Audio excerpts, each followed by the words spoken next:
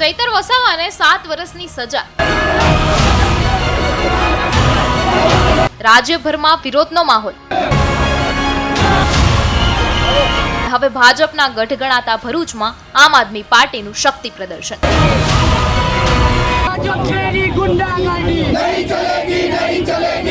રસ્તા પર ઉતરેલા કાર્યકરોએ સરકાર વિરુદ્ધ જોરદાર સૂત્રોચ્ચાર કર્યા, પરંતુ થોડાક જ સમયમાં પોલીસે આખી રેલીને રોકી કાર્યકરોની અટકાયત કરી લીધી।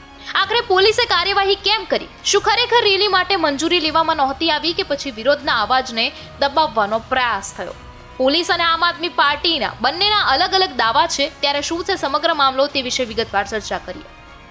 ડેડિયાપાડાના ધારાસભ્ય ચૈતર વસાવાને 7 વર્ષની સજાનો ચુકાદો આપ્યા બાદ રાજ્યભરમાં આમ આદમી પાર્ટી દ્વારા વિરોધ પ્રદર્શન શરૂ કરવામાં આવ્યું છે।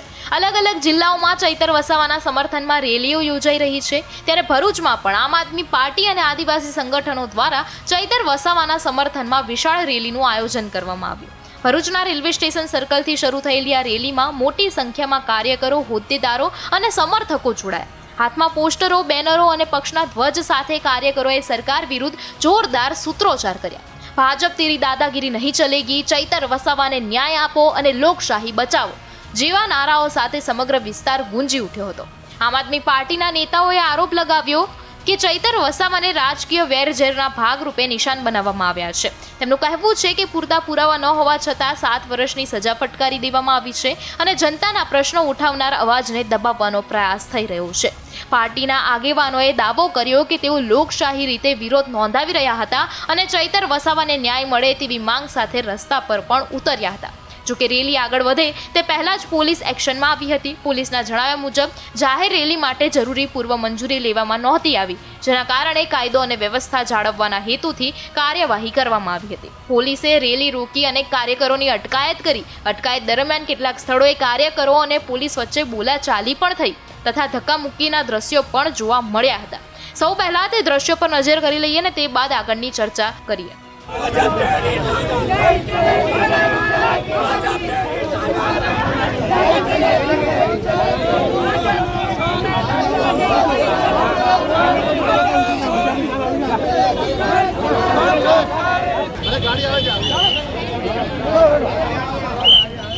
ત્યારે બીજી તરફ જિલ્લા આમ આદમી પાર્ટીના પ્રમુખ પિયુષ પટેલે પોલીસના દાવાઓને ફગાવી દીધા હતા। તેમનું કહેવું છે કે રેલી માટે પરવાનગી માંગવામાં આવી હતી, પરંતુ તંત્ર દ્વારા ઇરાદાપૂર્વક મંજૂરી આપવામાં ના આવી। તેમણે ભાજપ સરકાર પર ગંભીર આક્ષેપ કરતા કહ્યું કે વિરોધના અવાજને દબાવવા માટે પોલીસનો ઉપયોગ કરવામાં આવી રહ્યો છે। તેમણે સવાલ ઉઠાવ્યો કે રાજ્યમાં દારૂબંધી હોવા છતાં અનેક ગેરકાયદેસર પ્રવૃત્તિઓ ચાલે છે, પરંતુ લોકશાહી રીતે રેલી કાઢવા માટે મંજૂરી આપવામાં નથી આવતી। ત્યારે આ સમગ્ર મામલે પિયુષ પટેલે વધુમાં શું કહ્યું છે તે સૌપ્રથમ સાંભળી લઈએ, ત્યારબાદ આગળની ચર્ચા કરીએ। 23માં ધારાસભ્ય શ્રી ચૈતરભાઈ વિરુદ્ધમાં જે ભારતીય જનતા પાર્ટીએ ઉપજાવી કાઢેલો જે કેસ હતો, એ કેસના સંદર્ભની અંદર જે તાજેતરમાં ચૈતરભાઈ વસાવા અને અન્ય 8 લોકોને જે 7 વર્ષની કેદની જે સજા કરવામાં આવી, એમને દંડની સજા કરવામાં આવી, ત્યારે આ જોઈ શકાય છે કે આ ગુજરાતની અંદર, ભારત દેશની અંદર ભારતીય જનતા પાર્ટી કોર્ટને પણ ગેરમાર્ગે દોરી રહી છે। કોર્ટે જે કંઈ પણ પુરાવા હતા, જે કંઈ પણ લખાણ હતું અને એફિડેવિટ હતું, એના આધારે એમને તો સજા સંભળાવી દીધી। અમે એમને શિરોમાન્ય રાખીએ છીએ। આગળ અમે હાઈકોર્ટમાં અપીલમાં પણ જઈશું અને સ્ટે માટે પણ જઈશું, પરંતુ ગુજરાતની જનતાએ અને ગુજરાતના લોકોએ આ વિચારવાની જરૂર છે કે એક લોકસેવક આજે હર હંમેશ ચૈતરભાઈ જ્યારથી પણ જીત્યા છે ત્યારથી એક પણ દિવસ એમના પરિવાર સાથે બેસીને એમને શાંતિથી જમ્યા નહીં હોય, પરંતુ ભારતીય જનતા પાર્ટી વારંવાર એમને જેલમાં કેવી રીતે પુરાય, એમનું ધારાસભ્ય પદ કેવી રીતે રદ થાય, એવા સતત એ લોકો કાવતરા કરતા આવ્યા છે। એનાથી આજે ગુજરાતની જનતા ભારતીય જનતા પાર્ટીને ઓળખી ગઈ છે। અમે આશા રાખીએ છીએ કે આગામી દિવસોની અંદર આ અત્યાચારો બંધ થાય।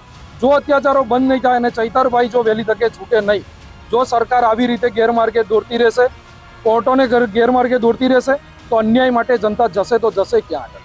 અને આમ આદમી પાર્ટી આજે સમગ્ર ગુજરાતની અંદર જે માર્ચ પદયાત્રાનું જે આયોજન કર્યું હતું, એના જ ભાગરૂપે આજે ભરૂચમાં પણ ભરૂચ જિલ્લાનો પ્રોગ્રામ આજે કરવામાં આવ્યો છે। અમે અહીંયાથી પરમિશન લઈને પ્રોગ્રામ કરવા માંગીએ છીએ, પરંતુ પોલીસ દ્વારા પણ અમને પરમિશન આપવામાં નથી આવી। એટલે કે આ ભારતીય જનતા પાર્ટી પોલીસને પણ એમના સકંજામાં રાખી રહી હોય એવી રીતનું દેખાઈ રહ્યું છે। ગુજરાતની અંદર, ભરૂચની અંદર દારૂ માટેની પરમિશનો મળી જાય, પરંતુ જ્યારે આવી રીતે રેલી કાઢવાની હોય, શાંતિપૂર્વક રેલી કાઢવાની, એના માટે પરમિશન નથી। આ એક દુઃખની બાબત છે। અમે આશા રાખીએ છીએ કે દારૂબંધી પર જો આટલો તમે સકંજો રાખશો તો ભરૂચની અંદર દારૂબંધી થશે, પરંતુ એવું નહીં થઈ શકે, કારણ કે ભારતીય જનતા પાર્ટી પાસે એટલા પૈસા નથી, સરકારો પાસે એટલા પૈસા નથી કે પોલીસના એ લોકો પગારો પણ કાઢી શકે, કારણ કે એમને એમના પોતાના કમલોમાં બનાવવામાં એ લોકો બિઝી છે. એટલે અમે વહેલી તકે ચૈતરભાઈ બહાર આવે એવા સતત અમારા સૌના પ્રયત્ન છે. અસ્તુ ભારત માતા કી જય. હાલ સમગ્ર ઘટનાને લઈને ભરૂચમાં રાજકીય ગરમાવો વધી ગયો છે. એક તરફ આમ આદમી પાર્ટી આ કાર્યવાહીનો વિરોધ કરી રહી છે, તો બીજી તરફ પોલીસ કાયદા અને નિયમો મુજબ કાર્યવાહી કરવામાં આવી હોવાનું જણાવી રહી છે. હવે આ મુદ્દે આગામી દિવસોમાં રાજકીય ઘમાસાણ વધુ તેજ બને તેવી શક્યતા વ્યક્ત કરવામાં આવી રહી છે. તમારું આ વિશે શું માનવું છે તેમને કમેન્ટ કરીને જરૂરથી જણાવજો. આવી જ અવનવી અપડેટ માટે જોતા રહો GSTV. હું આપની સાથે કાવ્યા શાહ.